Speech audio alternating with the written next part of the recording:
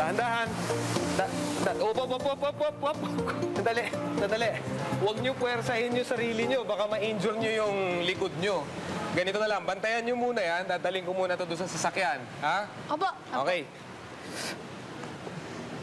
Mukhang hirap na hirap si Kuya Bo sa pagbitbit ng mga grocery boxes natin. Kawawa naman.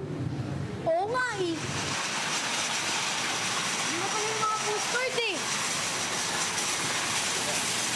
Kuya, pwede po bang makahingi ng isa? Thank you po.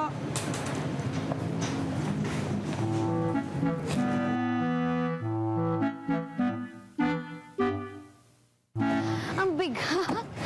Bigat. Nga, pushcart. Kanina pa ba may pushcart dyan?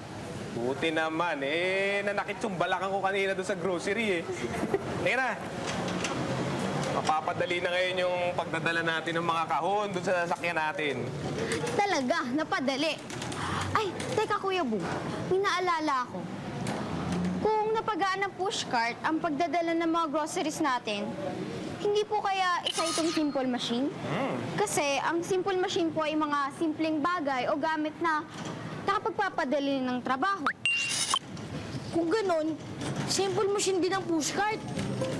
Galing nga. No?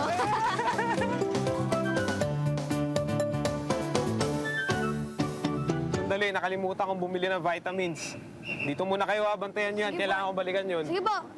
Pepe, ilagay na kaya natin to doon. Para pagtulungan natin yung isa. Sige, tara, subukan natin. Wait.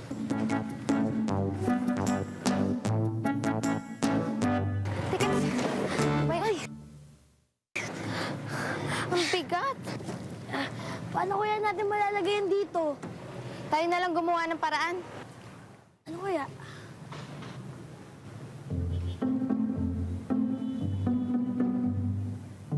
Gumamit tayo ng rampa! Oo nga.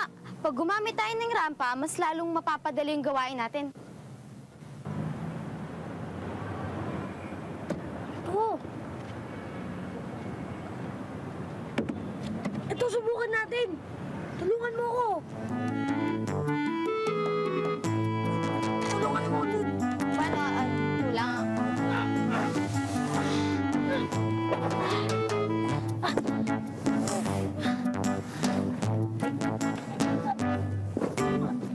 Galing, no?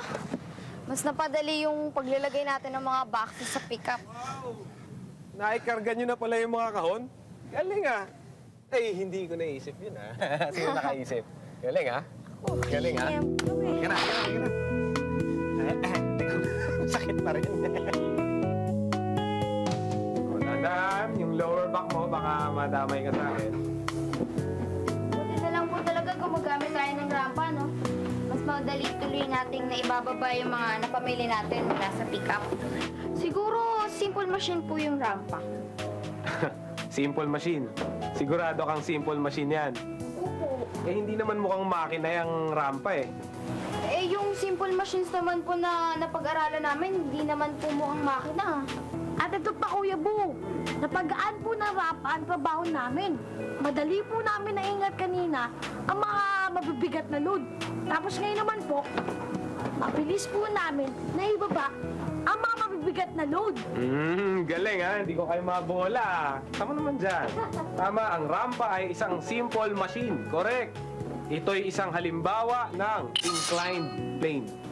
Inclined plane. Yes, inclined plane. Sa paggamit ng inclined plane, mas konti ang effort o puwersang kailangan para itaas yung isang bagay. Kung bubuhatin mo lang ang mga kahon, tiyak, mahihirapan ka. Mabigat kasi. Tingnan nyo nangyari sa akin. Pero, kung itutulak mo to sa ibabaw ng isang inclined plane tulad ng rampa, mas madali mo itong may tataas. Sa paggamit ng rampa, lumalaki ang distansya kung saan kailangan dalhin ang load. Mas magaan dalhin pataas kasi mas maliit na puwersa lang ang kailangan. Di kung mas mahabang distansyang lalakbayin, mas mapapatagal ang trabaho. Oo, tama ka. Pero, mas magaan naman ito kaysa kung bubuhatin mo pa itaas. Kunyari, sabihin natin, para ka umakyat sa hagdan, mas mahirap akyatin yung hagdan kung mas matarik ito. Ganon. Ha? Ano yun?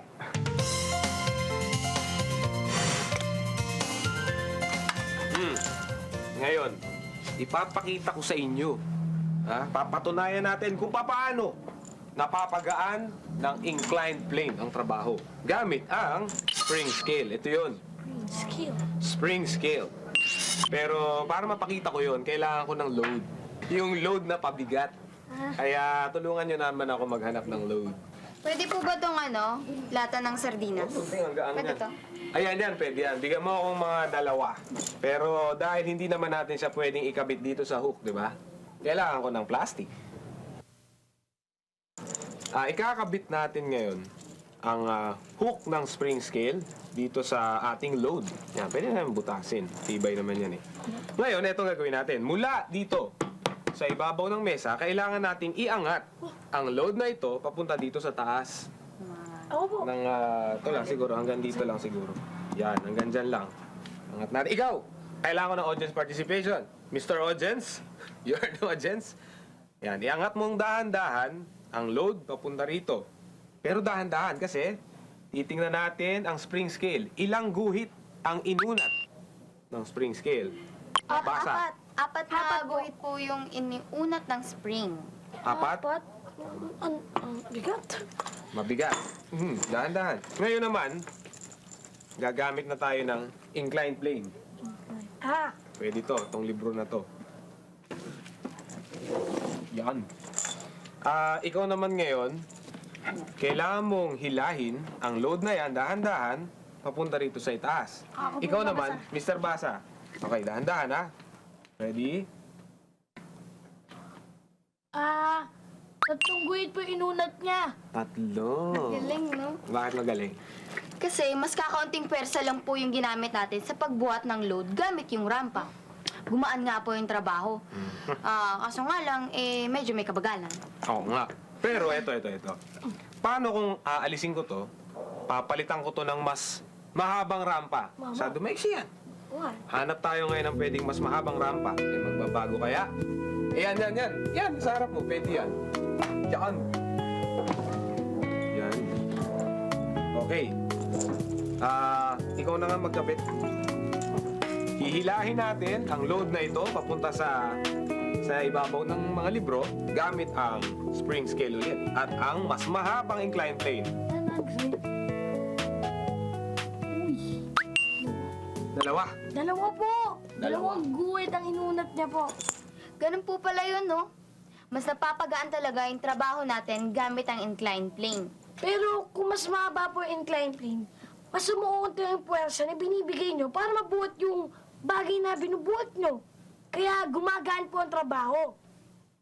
Pero, sandali may naisip ako. Ito mas malupit dyan. Paano ko ang inclined plane na ginagamit natin, paikutin ko naman. Ikutin, parang ganito po.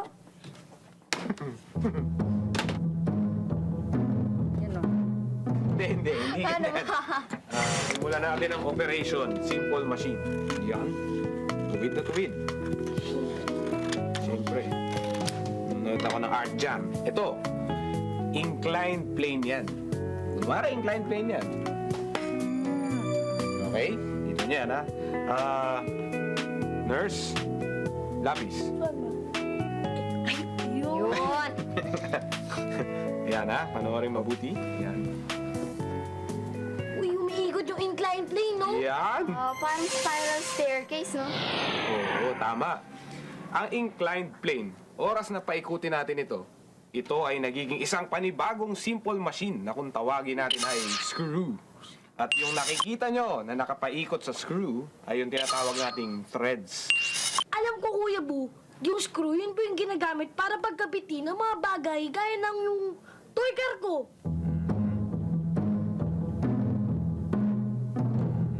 Tama.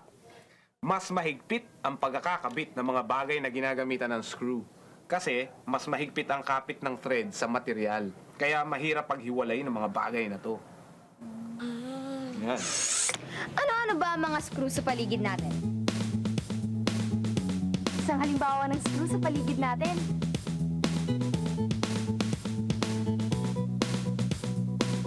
Garapon! Yun! Ang screw. Malinaw na sa'yo. Sa'yo malinaw. Nililigpit ko to. Malinaw pala sa'yo Alam nyo ba kung ano to? Incline plane. Inclined plane, very good. Alam nyo ba na pag ang inclined plane, ang mismong pinagalaw natin, ito ay nagiging panibagong uri ng simple machine. Talaga po? Ang tawag dito ay wedge. Pwede itong maging single or double inclined plane. Eh, ano naman po pinagkaiba ng inclined plane sa wedge? Ang inclined plane, ang mismong ginagalawan ng mga bagay. Parang ganon. Ang wedge naman, ang mismong gumagalaw. Paano po yun? Kapalis ang dulo. Oo nga, no. Kung ang wedge ay patulis ang dulo at ito mismo ang gumagalaw, hindi po kaya ginagamit itong panghiwa o pamutol? Ay, correct. Oh, parang may kamukha to eh. Palakol! Nahati ng palakol ang kahoy. Madaling nahati ng palakol ang kahoy. Ganito, nang ihataw ko ang palakol sa kahoy, pababa ang direksyon ng puwersang ginamit ko. Pero binago ng wedge ang direksyon ng puwersa. Ang puwersang pababa ay ginawa ng wedge na maging puwersang pahalang. Ito ang nagtulak sa kahoy papunta sa magkabilang gilid. Yan ang dahilan kaya nabiyak ang kahoy. Isang halimbawa ng wedge na makikita natin sa paligid ay ang kutsilyo.